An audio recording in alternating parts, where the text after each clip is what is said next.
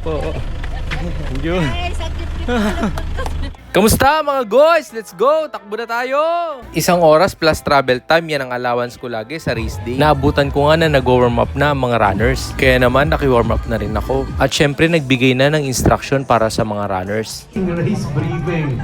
Ayan, okay. Congrats na rin pala sa Miranda Run event. Sila kasi ang bumuo ng Run to Travel the World. Ng 10-kilometer runners, pumunta na muna rito.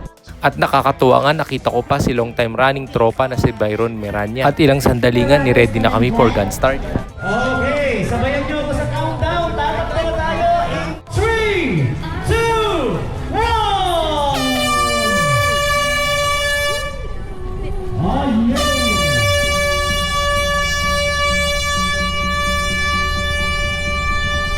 Tips muna para sa mga beginner mga guys. Kami nagtatanong sa akin nito mga guys, tuwing kailan daw ba at gaano karaming tubig ang dapat inumin bago mag-race. Para sa akin, magdagdag na tayo na magdagdag ng water before the race. Yung more than usual na kinoconsume natin mga guys. At during the race day mga guys, pagkagising ko mga guys, umiinom na kagad ako ng mga 2 basong tubig. At makawiwi na rin tayo before umalis ng bahay. Kaya pag dumadaan ako na water station, konti na lang iniinom ko at binabasa ko na lang ang bibig ko. Pakonte-konte mga guys, medyo mabanti na tayo sa karamihan ng mga runners.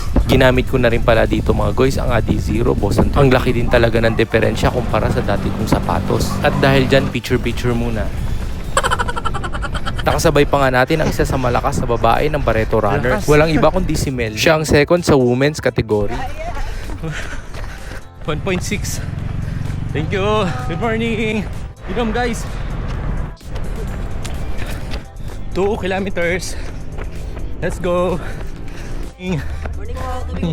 Thank you. 3K. Yes. Let's go. Pag tumatakbo ka talaga mga guys, para ka rin talaga namamasyal. Magaganda ang mga views. 4 kilometers. Yeah. At dahil malapit na nga ako sa turning point, nakasalubong ko na kaagad ang first runner. At dito nakasalubong ko naman ang pangalawa sa men's category. Morning. Walang iba kundi si Coach Ryan ng Barreto Runners. Husband siya ni Melly. Grabe mga guys, ang lakas nila pareha. Paano ba naman kasi sobrang sipag nila mag-ensayo. Guys, 5 kilometers na pero wala pa yung turning point. Medyo mas mahaba pala. Natatanong ko na ang turnaround. Ayun na. Earn.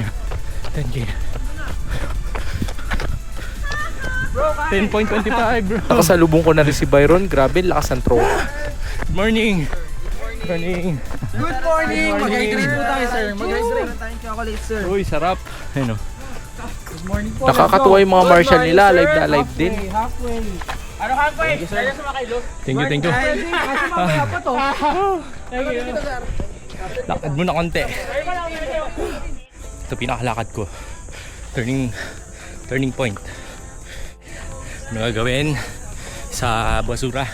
Bubulsa. Dami ko ng baso sa bulsa. Na, let's go. Let's go, team. Good morning.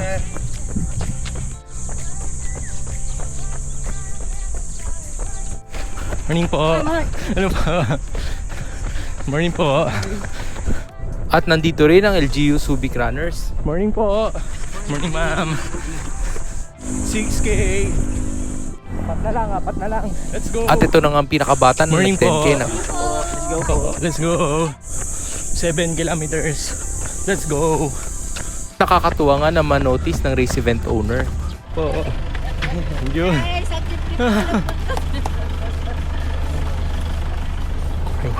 Stick ko, sir. Stick ko. Opo, thank you po. Thank you, ma'am. Opo. 8 kilometers. Let's go. Let's go, kuya. Nice.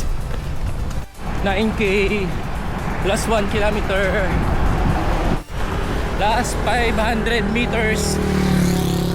Medyo lagpas yung ruta konti pero okay na rin yun. Let's go. Mga guys, natatanaw ko na ang finish line. Simula nga nung bumalik ako sa running, mga guys, hindi ko pa rin nakuha ang sub 1. Pero naniniwala ako na maibabalik ko ulit yan. Basta ensayo lang ensayo. Sa April 26 mga guys, susubok ulit ako. Tumali ako sa 10K sub 1 challenge. Last 200 meters. Ito na siya. Pare ko. Welcome to the finish line. Congratulations, you guys. As well as 10079, 10K finisher.